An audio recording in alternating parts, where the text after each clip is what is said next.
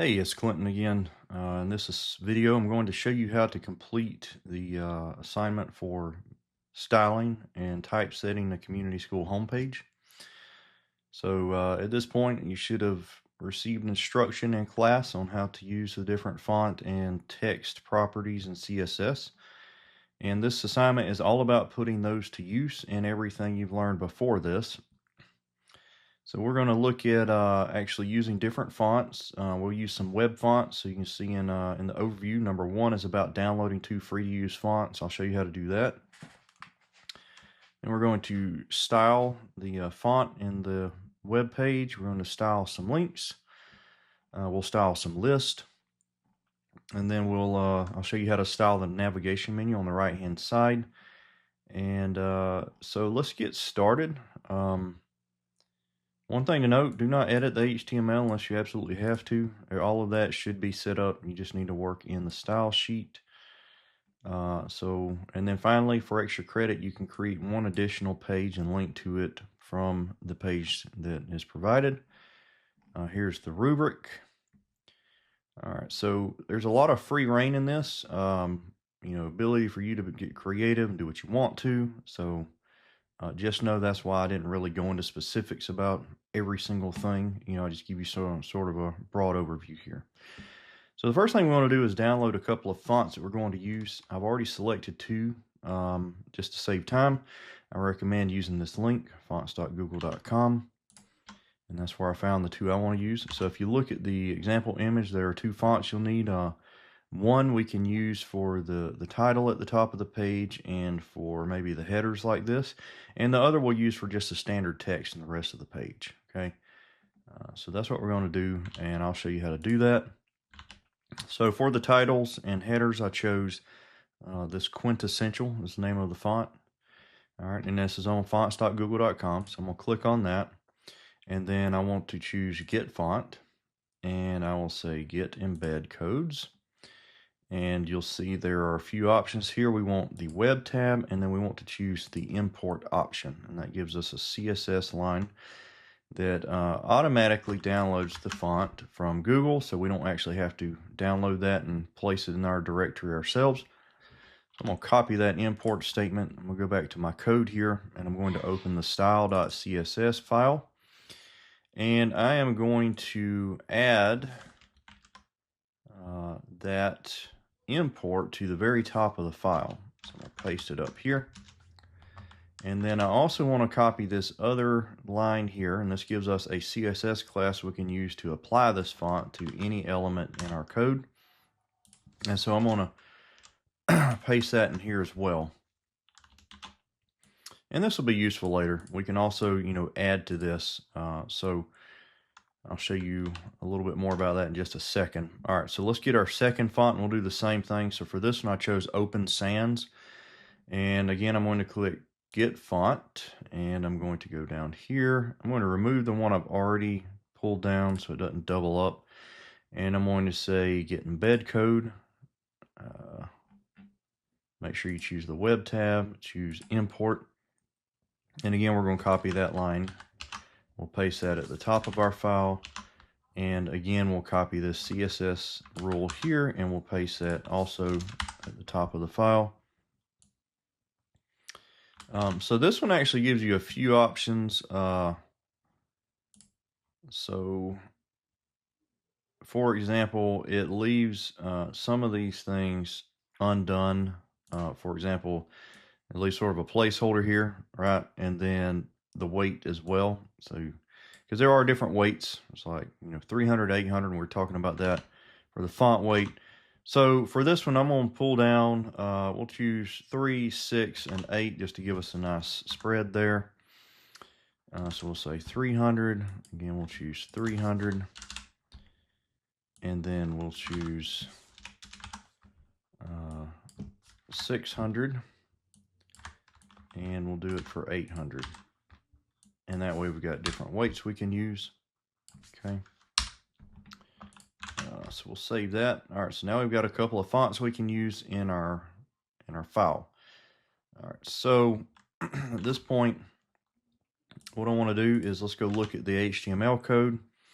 And that way we can actually, and we'll preview it. I'm going to open it on preview. For you, make sure you download that live preview plugin so you can preview it in your browser at home. And you can see here, this is the way the page looks at the moment. All right, what I wanted to say about the fonts is we want to apply that first one, quintessential, to all of our headings, right? So let's do that. We'll make that happen first. And so to do that, I'm going to go up here and just say, in addition to this class selector, I want to apply it to H1s, H2s, H3s, H4s, H5s, and H6s. All right, so now you can see that all of our headings are styled like that. And then the rest of the actual document, we will say will be Open Sans, and we'll just make it Open Sans with a font weight, or we'll just set it to just be Open Sans. There we go. So you can see that actually changed the rest of the document. And then the final change I want to make is, of course, we want to set our whole document to start off with a font size of 16 pixels. Just a standard base size, and that, as you recall, that sets a basis for all of our relative units as well. All right, so that is where we are at the moment. Let's look back at our document here. The next thing we want to do is let's center align. Well, you know what? Let's go down the list. So we did this. We set the site-wide font size. Here it says to set it to 10 pixels. We set it to 16. It doesn't really matter. Whatever. The font sizes for the headings and elements. So those look pretty suitable. I think perhaps we should make this a little bit bigger, a little more prominent. So let's do that. And we can do that down here in the header block. See that? And better yet, we'll just say, we'll be a little more specific. We'll say a header followed by an H1. And we want to set the font size, maybe 20, you know what, we'll just use relative. We'll say 1.5 rem, which is, it's a little small, don't you think? Let's try 2 rem. We're getting there, maybe 3. There we go. That looks pretty good. All right, so we did that. And then we want the line height of the body text to be appropriate. So it is a little cramped, I think. We'll set that to be, you know, we'll improve that a little. We'll make that, let's see. Let's say body line height 1.5 em. All right, so it's relative to the size of the text being impacted. Okay. And then let's see what's next. All right, so center the top level heading, and that's pretty easy, right? So we know that it is a header element. A header text align center. There we go. Let's see if I can, there we go, that's better. All right, next is letter spacing for the heading. Add a bit of letter spacing to make them less squashed and allow the letters to breathe. So they do look pretty cramped together. Let's make that a little easier. So we'll add some letter spacing. And so, you know, each letter right now is spaced, you know, I think it's automatically spaced based on the actual size of the glyph, which is the technical term for a character painted on the screen. But so we could try setting it to like 1 em, and that's a bit large, a bit big. So maybe 0.5 em, still kind of big, maybe 0.45, 0.35. So that, let's try 1/4. That looks better. All right. Now let's look at the word spacing and letter spacing for the body text. Okay. Frankly, I think the body text is fine. I'm not going to touch that, but I will say let's add some, maybe a little word spacing there just to let the words themselves breathe a little. So we'll say 0.1. That's better. So we'll add a little bit of extra spacing between them. We'll move on and we'll look at text indentation for the first paragraph. I think that's a good idea. Okay. So here we'll say in the body, better yet, in the section, we'll have P tags have indentations. So say section P, and I think it's text indent, and you know, maybe say 5 rem. It's a bit much. We'll try 3. Still a little bit much. We'll try 2.5. Maybe 2.25. That's better. That looks pretty natural. All right, so now let's set the link colors. Okay, so these are, you know, the links they really stand out, don't they? Let's look back at the preview and we'll see what. So here in the preview, they're the same color as these borders, and I think that's a good idea. You know, it makes the theme consistent. So let's look at our CSS that I provided you, and we'll get the color for those borders. And then down here, we'll add some styling for the links. And so remember, we only want to style actual hyperlinks, so we'll use the link pseudo selector for that. Set the text color to be that color. Okay, so you can see they have changed already. And then the you know, we also want to indicate when the links are hovered. Okay, so here we will maybe we'll lighten it up a little bit. So let's see if we can make it a little brighter when they hover. Okay, so let me copy that, and then I'm gonna undo it, turn it back to what it was, and there. So now I've got the lighter color down here, and I've got the darker color for the defaults. Now when I hover over them, you see they actually do lighten up a little bit. And generally, you know, it's okay to make the active color the same. So if I, and then we can also make the focused color the same. Okay, so now if I see how when I tab and the link gets focused, it actually changes to that color. And then for the dark, for the visited, I think we'll make it a little darker, right? So we'll darken this. We'll copy this down here. And then I'm going to click the handy little color selector, and I'm going to darken it a little bit so that once we've gone to one of these, let's see if that works.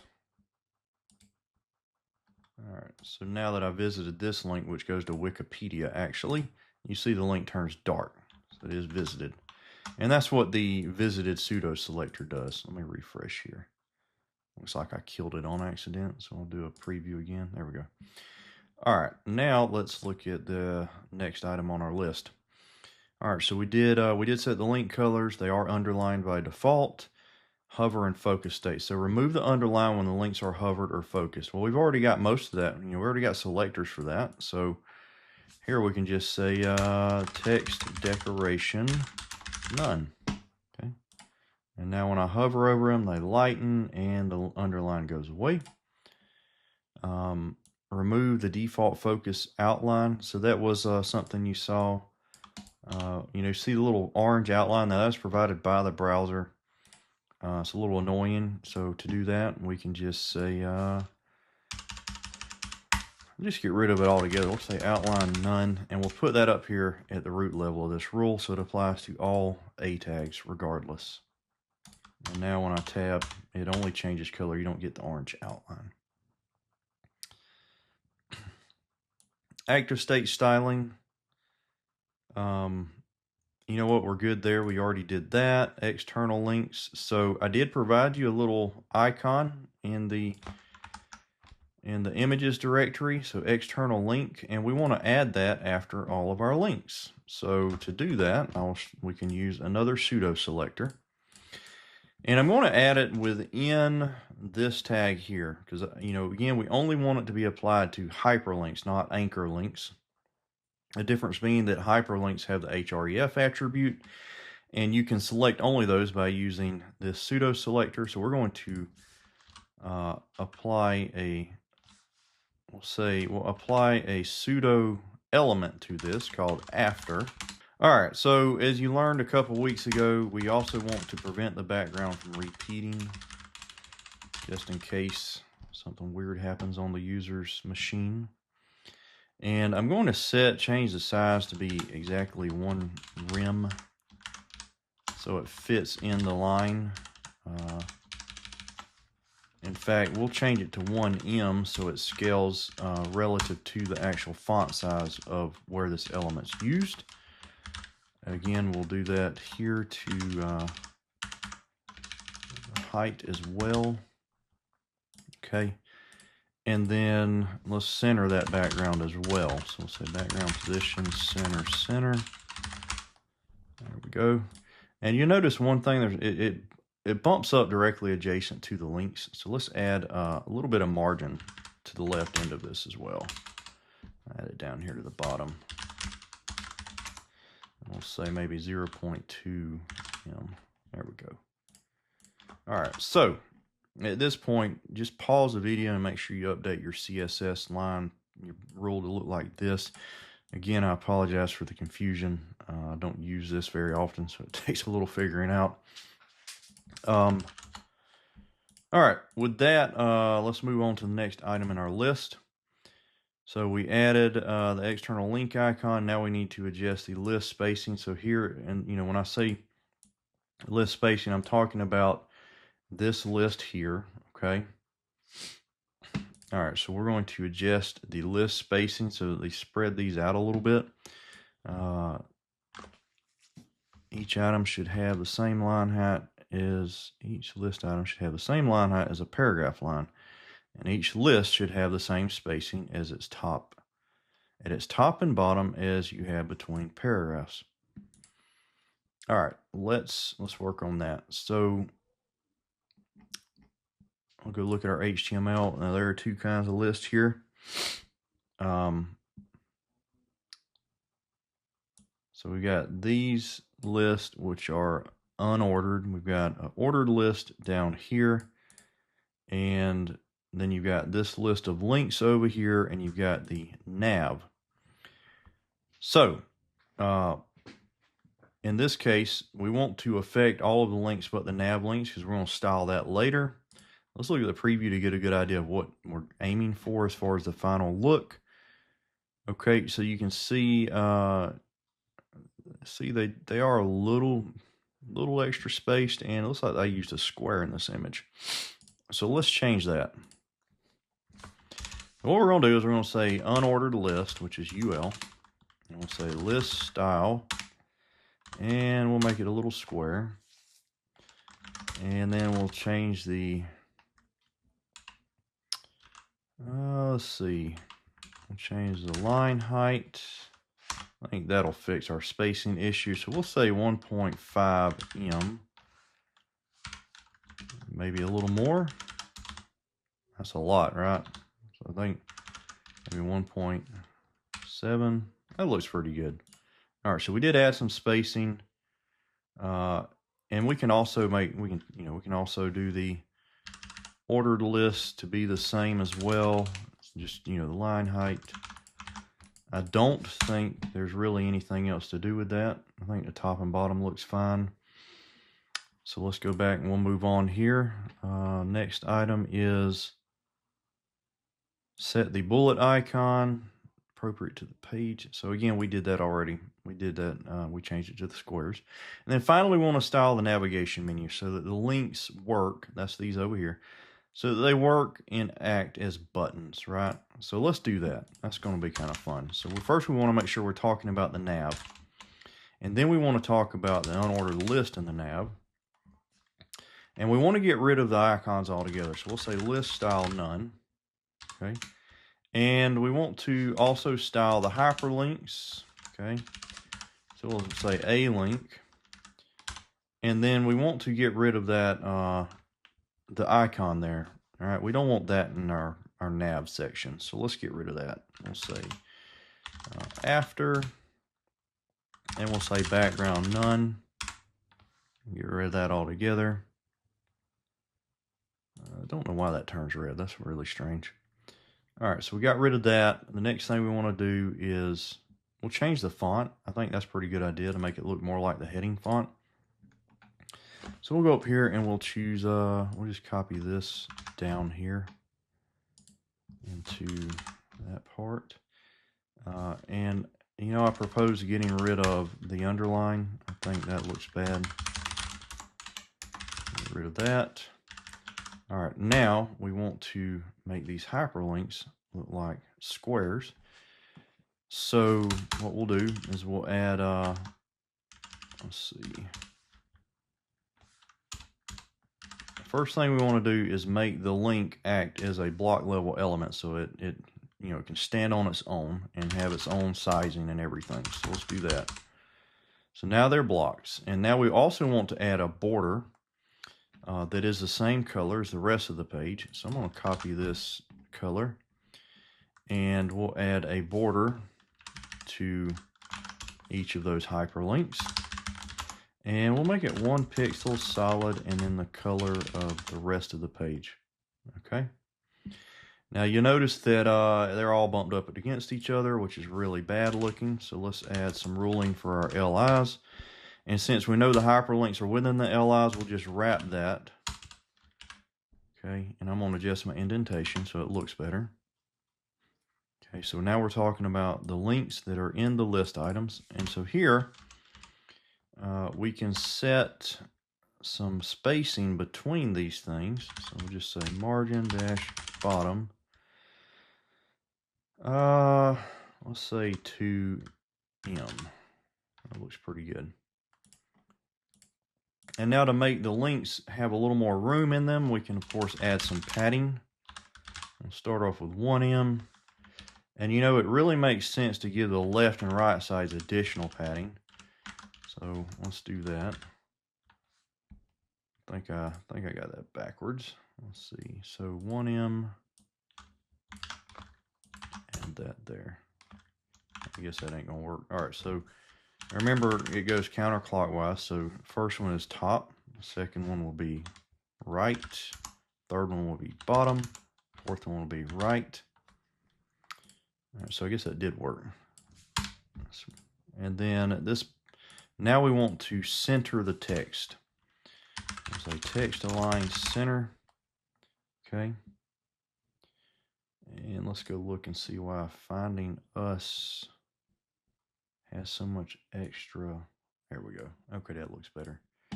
All right, so this is starting to look a lot like the picture here. Maybe we got a little bit too much spacing, so we'll change that to 1.5M. There we go. See what that looks like. Yeah, it looks pretty good. All right, now we want to do something so that when you hover, it actually, it changes colors. So I'll add a pseudo selector to our A-link selector, or rule. And so this will impact these when you hover over them. So we'll change the background color. Well, you know what, let's just invert everything. We'll change the background color to be what the border and text are. And we'll change the text color to be white. And now, that looks a lot like a button, doesn't it? That looks pretty cool. And then, you know what, we'll just copy this rule for active and hover. And we'll leave visited alone. I don't think it's a good idea to add that. But in this case, I actually think it'd be better to just keep the background color dark while it's focused or active. And the font, okay? In fact, you know what we can do? We'll just copy this up here. There we go. Now, so now if I tab, I'm tabbing, see how each one gets focused, it goes active like that. Pretty cool. All right, with that, I think we are pretty much done. Yep, that's it. Extra credit's totally up to you if you want to do it, but that's it. All done. And hope you learned something and enjoyed this.